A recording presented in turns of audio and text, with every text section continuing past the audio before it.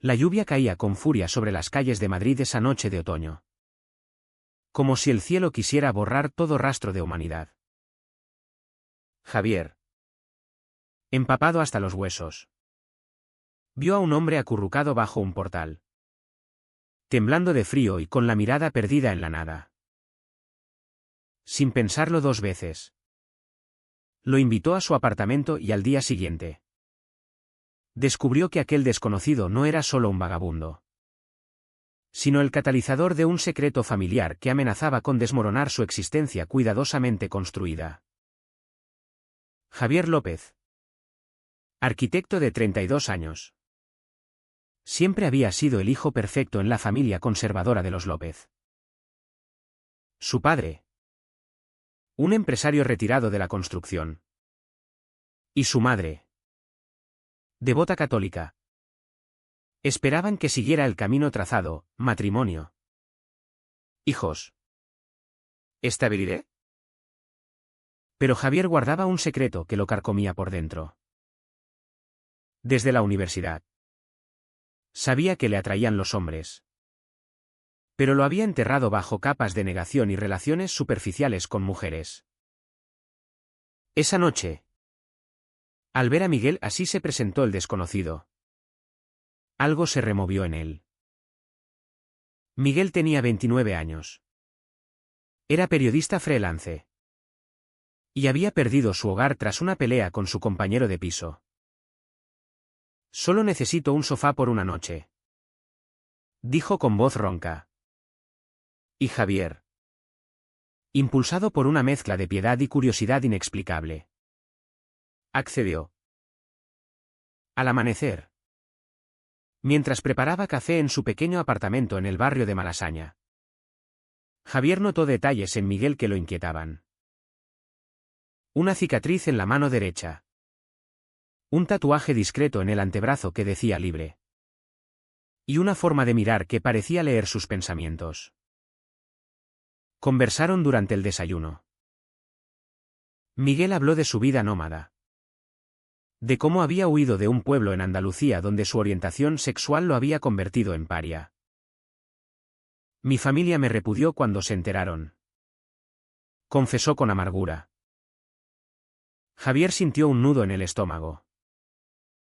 ¿Cómo podía este extraño hablar con tanta naturalidad de algo que él mismo no se atrevía a nombrar? El día transcurrió en una tensión sutil.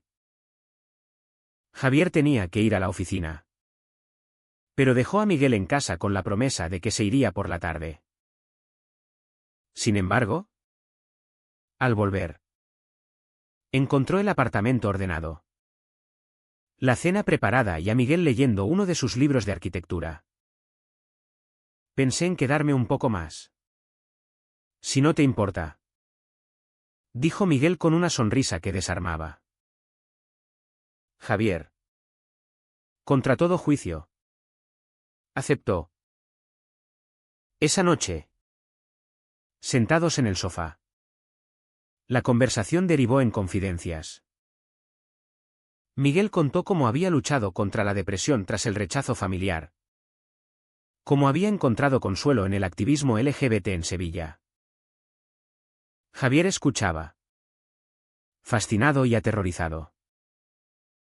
Por primera vez, se permitió admitir en voz alta: yo creo que soy como tú. Las palabras salieron como un susurro, pero fueron suficientes para que Miguel lo mirara con comprensión profunda. Los días siguientes fueron un torbellino. Miguel se quedó, alegando que buscaba trabajo en Madrid.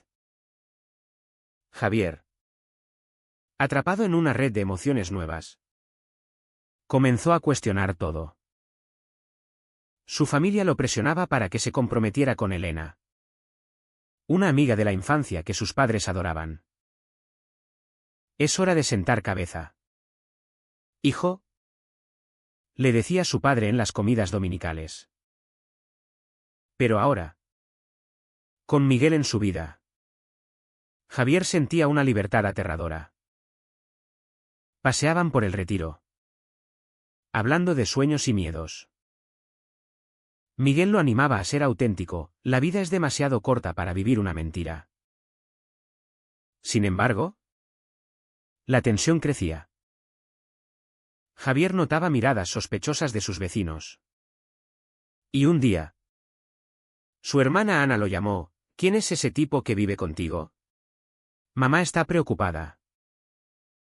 La primera confrontación llegó pronto. Javier invitó a Miguel a una cena familiar, presentándolo como un amigo en apuros. La atmósfera fue tensa desde el principio.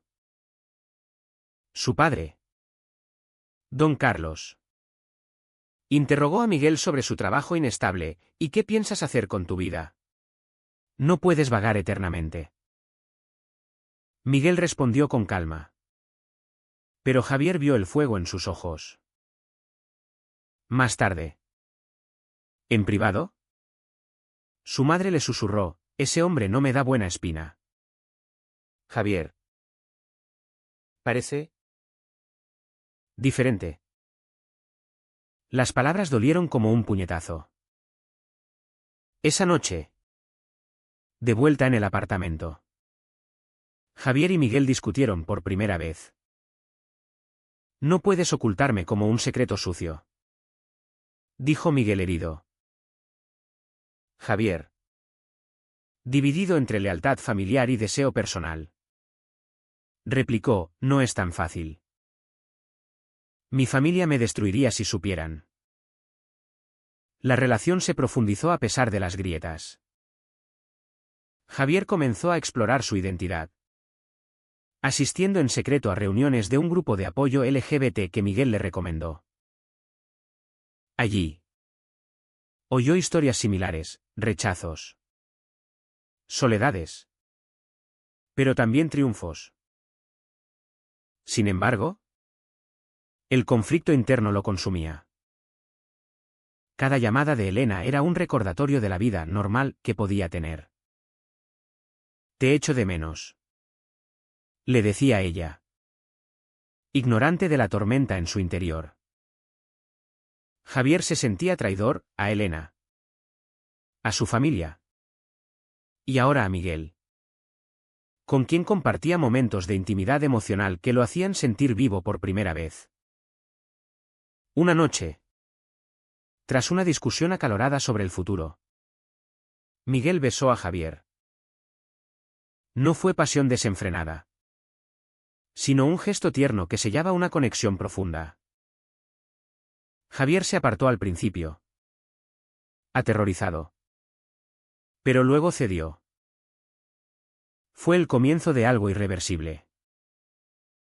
Pero al día siguiente, la realidad golpeó, un mensaje de su padre anunciando una visita sorpresa. Javier entró en pánico y pidió a Miguel que se escondiera en la habitación.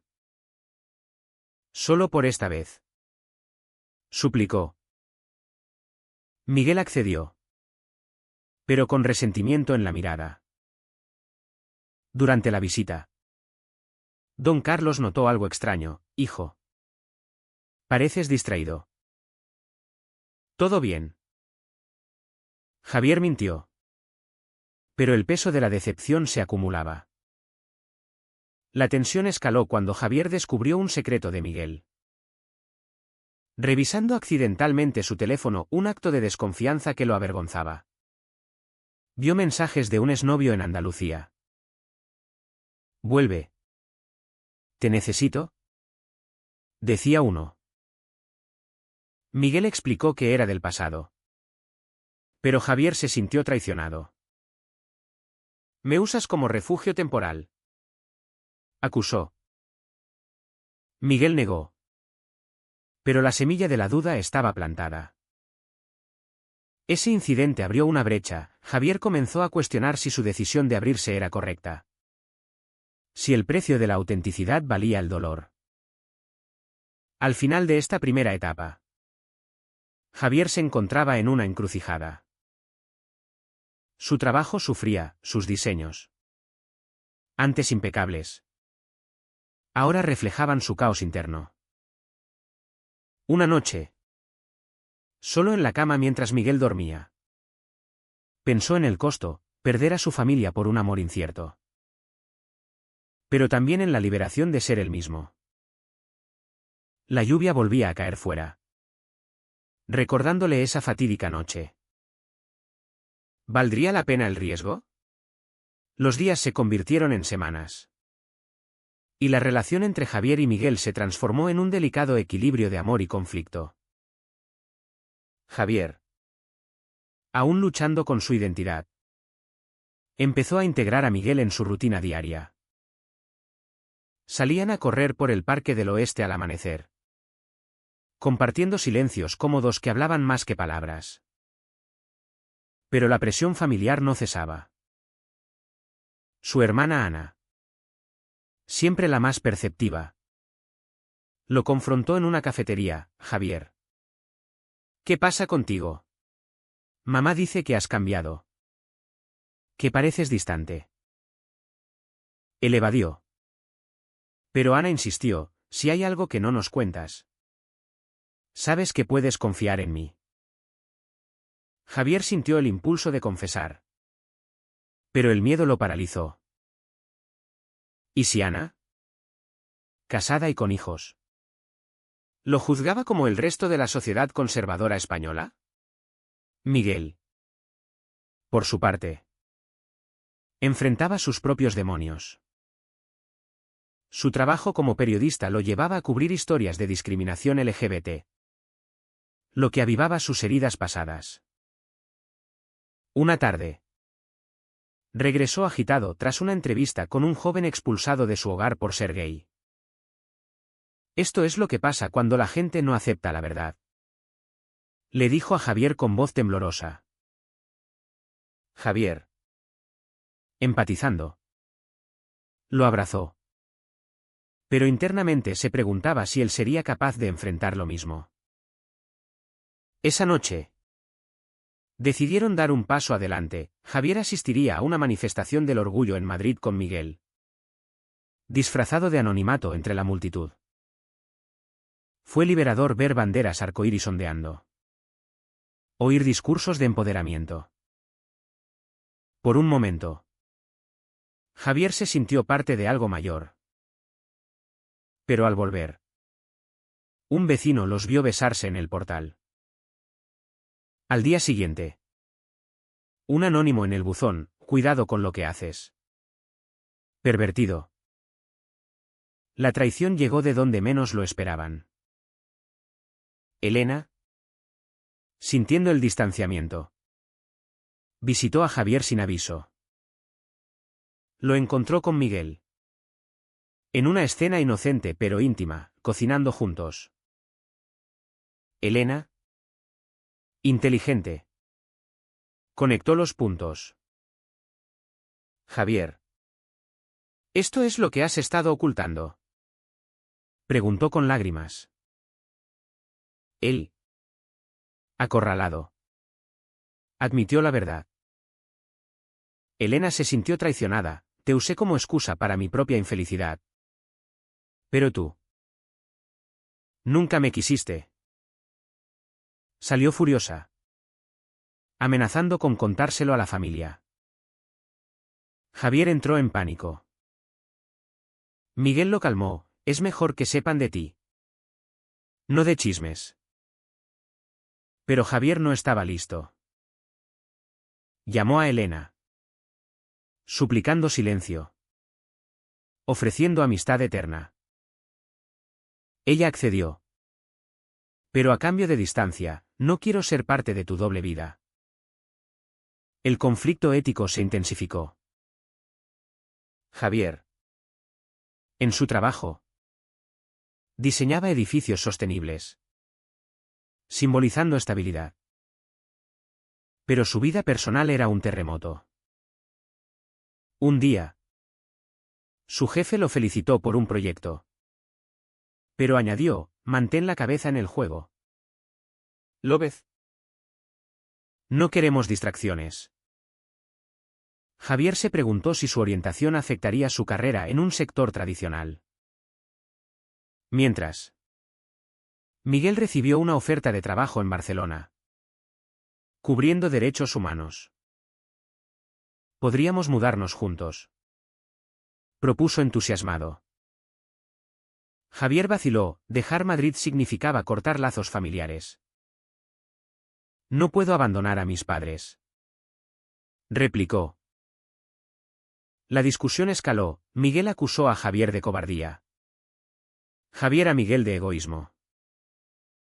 Tú huiste de tu familia. ¿Por qué no puedo yo salvar la mía?, gritó Javier.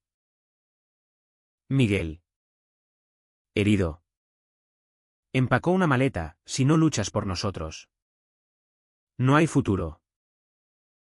La reconciliación fue amarga. Javier buscó a Miguel en un bar de Chueca, el barrio gay de Madrid. Lo encontró bebiendo solo, con ojos enrojecidos. No quiero perderte, admitió Javier. Miguel respondió, entonces, elige, tu secreto o nuestra verdad. Decidieron intentarlo, pero con condiciones. Javier hablaría con Ana primero, probando las aguas. La conversación fue tensa. En un parque, bajo el sol de mediodía, Javier confesó, soy gay. Ana. Y estoy con Miguel. Ella quedó en shock, Dios mío. Javier. ¿Por qué no lo dijiste antes? Lloraron juntos. Ana, progresista en secreto, lo apoyó, te quiero igual. Pero mamá y papá. Será duro. Prometió ayudarlo. Pero advirtió, la sociedad española ha cambiado. Pero no tanto como crees. Habrá juicios. El daño colateral comenzó. Don Carlos, enterado por un rumor del vecino, confrontó a Javier en la casa familiar. Dime que no es verdad. Hijo, que ese hombre es solo un amigo. Javier, con Ana a su lado, confirmó, papá. Soy gay. El silencio fue ensordecedor. Don Carlos, rojo de ira, exclamó, esto es una vergüenza. ¿Qué dirá la gente? Nos has traicionado. Su madre, doña María, lloró, la iglesia no lo acepta. Javier, estás perdido. Lo echaron esa noche. Con palabras que cortaban como cuchillos, no vuelvas hasta que recapacites. Javier, destrozado, regresó con Miguel. Quien lo consoló, es su pérdida, no tuya. Pero el precio era alto, aislamiento familiar, dudas internas. ¿Había elegido correctamente? Miguel también pagaba un costo. Su exnovio reapareció, ofreciendo reconciliación en Andalucía. Madrid te está destruyendo, escribió. Miguel rechazó. Pero la tentación de un pasado conocido lo atormentaba. Compartió con Javier, a veces extraño la simplicidad. Javier, inseguro, temió perderlo.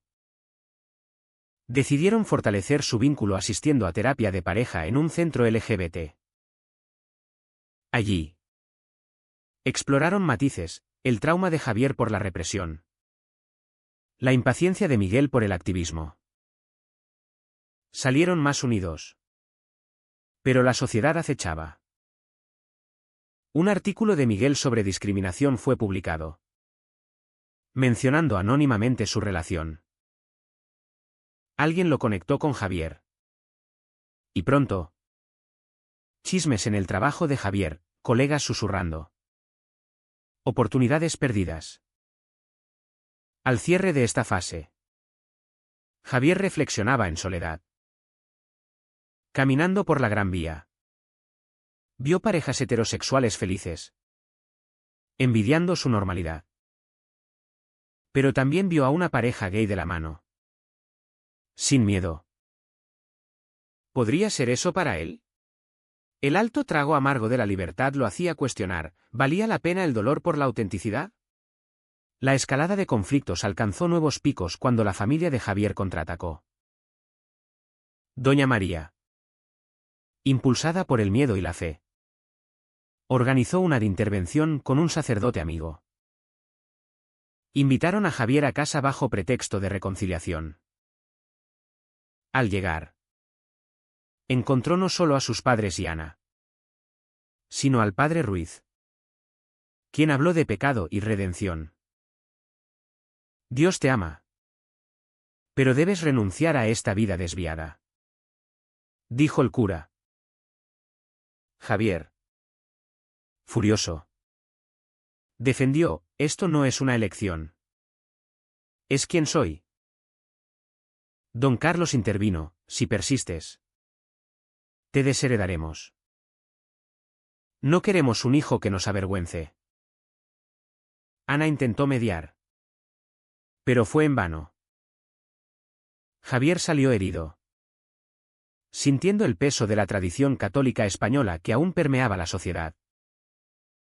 Miguel, al enterarse, estalló, no puedes dejar que te manipulen así. Propuso confrontarlos juntos. Pero Javier rechazó, los empeoraría. La brecha se amplió. Miguel, frustrado, aceptó un assignment temporal en Valencia, dejando a Javier solo con sus pensamientos. Durante la separación, Javier enfrentó la soledad cruda. En el trabajo, un colega homofóbico lo hostigó sutilmente, cuidado con las distracciones. López perdió un ascenso, atribuible a prejuicios. Llamó a Elena para desahogarse.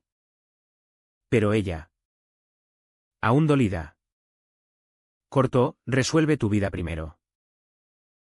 Javier se hundió en depresión. Cuestionando si su salida del armario había sido un error ético, debía priorizar su felicidad sobre el dolor familiar. La vuelta de Miguel trajo esperanza y más drama. Regresó con noticias, su artículo había ganado atención, invitándolo a un panel en TV sobre derechos LGBT. Ven conmigo, suplicó. Javier accedió, apareciendo en público por primera vez como pareja. El panel fue intenso, debates sobre matrimonio igualitario, adopción y discriminación laboral.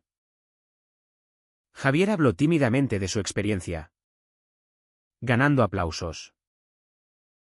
Pero al día siguiente, fotos circularon en redes. Don Carlos vio una y llamó furioso, nos has humillado nacionalmente. Cortó todo contacto. Doña María, más suave, envió un mensaje, rezo por ti. Hijo, vuelve al camino correcto. El punto de quiebre moral llegó con una traición inesperada. Ana, presionada por los padres, reveló detalles privados a don Carlos, esperando suavizarlo. Javier lo descubrió en una llamada accidental. «Me traicionaste», le gritó. Ana lloró, lo hice por amor. Para que entiendan. Javier cortó lazos con ella temporalmente, sintiendo el aislamiento total. Miguel lo apoyó. Pero su propia familia reapareció, su hermano de Andalucía lo contactó, ofreciendo reconciliación si dejaba esa vida. Miguel rechazó, no cambio por nadie. Pero el estrés lo llevó a un error, en una noche de borrachera. Besó a un viejo amigo en un bar. Lo confesó a Javier al día siguiente. Arrepentido, fue un momento de debilidad. Javier, devastado, Cuestionó todo. ¿Vale la pena esta relación si nos destruye? Discutieron horas. Explorando daños, la infidelidad de Miguel como respuesta al estrés. La indecisión de Javier como barrera. Decidieron perdonar. Pero con terapia intensiva. En sesiones. Desentrañaron capas, Javier's internalizado homofobia. Miguel's fear of abandonment. Emergió más fuerte. Pero el costo social persistía. Amigos comunes se alejaron. Juzgando su estilo de vida. En una cena con excompañeros. Javier fue confrontado, ¿por qué impones tu elección? Respondió, no es elección. Es esencia. Ganó respeto de algunos. Pero perdió otros. Un giro inesperado, Javier's diseño para un centro comunitario LGBT fue aprobado. Simbolizando su transformación. Lo celebraron con Miguel en Sevilla. Visitando el pasado de Miguel. Allí. Confrontaron al exnovio. Cerrando ciclos. Pero al volver. Una crisis, doña María enfermó. Un infarto leve. Javier corrió al hospital. Donde don Carlos lo recibió frío, si vienes con él. Vete. Javier eligió entrar solo. Pero Miguel esperó fuera. En la cama. Su madre susurró, te extraño. Hijo. Pero no entiendo. Javier lloró, mamá. Ámame como soy. Fue un momento de vulnerabilidad. Plantando semillas de cambio. La sociedad amplificaba el drama. Un ataque homofóbico en Madrid y un asalto a una pareja gay sacudió a Javier. Miguel cubrió la noticia. Enfurecido. Esto podría sernos. Dijo. Javier. Aterrorizado. Consideró retroceder, tal vez debamos ser discretos. Miguel rechazó, eso es rendirse. La tensión culminó en una decisión, mudarse juntos a un barrio más abierto. Como lavapiés. Pero el precio, Javier renunció a herencia familiar. Priorizando su salud mental. Al final de esta parte. Javier reflexionaba en el balcón. Mirando la ciudad. El amor con Miguel era real. Pero el camino estaba lleno de espinas. ¿Era correcto imponer su verdad a costa de romper lazos sanguíneos? La culminación de tensiones llegó con una serie de decisiones irrevocables. Javier. Fortalecido por la terapia. Confrontó a su padre en una reunión familiar forzada. Papá. Mi orientación no es una fase. Es parte de mí. Como tu amor por mamá. Don Carlos. Endurecido por generaciones de normas. Replicó, en mi época. Esto se ocultaba. No lo aceptaré. Ana me dio, papá. Los tiempos cambian. España legalizó el matrimonio gay hace años. Doña María. Recuperándose. Añadió, quiero a mi hijo feliz. Fue un avance mínimo, no reconciliación total. Pero una tregua. Javier salió exhausto. Sabiendo que la aceptación plena podría nunca llegar. Miguel enfrentó su propio clímax. Su hermano llegó a Madrid. Exigiendo, vuelve a casa. Deja esta locura. Miguel. Firme. Respondió, esta es mi casa ahora. Con Javier. El hermano se fue decepcionado. Cortando lazos. Miguel lloró esa noche. Pero Javier lo consoló, creamos nuestra propia familia. Decidieron avanzar, planeando un compromiso discreto, simbolizando compromiso sin fanfarria. Sin embargo, el mundo exterior golpeó. En el trabajo de Javier, un cliente conservador retiró un contrato al enterarse de su orientación. No mezclemos política con negocios. Javier demandó por discriminación, ganando un caso simbólico que atrajo medios. Miguel lo cubrió, orgulloso. Pero el estrés cobró factura. Miguel sufrió un burnout, cuestionando su activismo. La mayor prueba ética fue una oferta tentadora. A Javier le propusieron un puesto en una firma prestigiosa, pero con la condición implícita de discreción. No menciones tu vida personal, insinuó el jefe. Javier rechazó. No viviré en sombras. Perdió la oportunidad, pero ganó integridad. Miguel, inspirado, rechazó un ascenso que requería mudarse solo. Juntos o nada, dijo. Su relación, forjada en fuego, se solidificó. Paseos por la Plaza Mayor. Conversaciones profundas sobre futuro, adopción, matrimonio. Pero siempre con el eco de pérdidas, amigos perdidos, familia distante. Un incidente final sacudió todo. Durante una manifestación contra la homofobia, Javier y Miguel fueron agredidos verbalmente por un grupo conservador. «¡Degenerados!», gritaron. Javier, por primera vez, respondió: «Somos humanos, como ustedes». La policía intervino, pero el miedo linger. Esa noche, Javier propuso: «Tal vez dejemos España. Empecemos en otro lugar». Miguel negó: «Huir no resuelve. Luchamos aquí». Acordaron quedarse, convirtiéndose en mentores para jóvenes LGBT. Pagando adelante. El despertar colectivo vino gradual. Doña María visitó en secreto, trayendo comida. «No entiendo todo, pero te amo». Don Carlos envió un mensaje: «Pienso en ti». Ana reconstruyó puentes, trayendo a sus hijos. «Tío Javier». «¿Quién es Miguel?».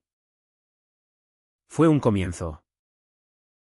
Javier y Miguel, heridos pero resilientes, reflexionaron en su aniversario, un año desde esa lluvia fatídica. «Pagamos caro», dijo Javier. «Pero ganamos libertad», replicó Miguel. En el epílogo, Javier miró al horizonte madrileño, preguntándose sobre las elecciones. La sociedad evolucionaba, pero el dolor persistía. ¿Fue correcto priorizar el amor propio sobre la armonía familiar? ¿O debió sacrificar su identidad por paz ilusoria?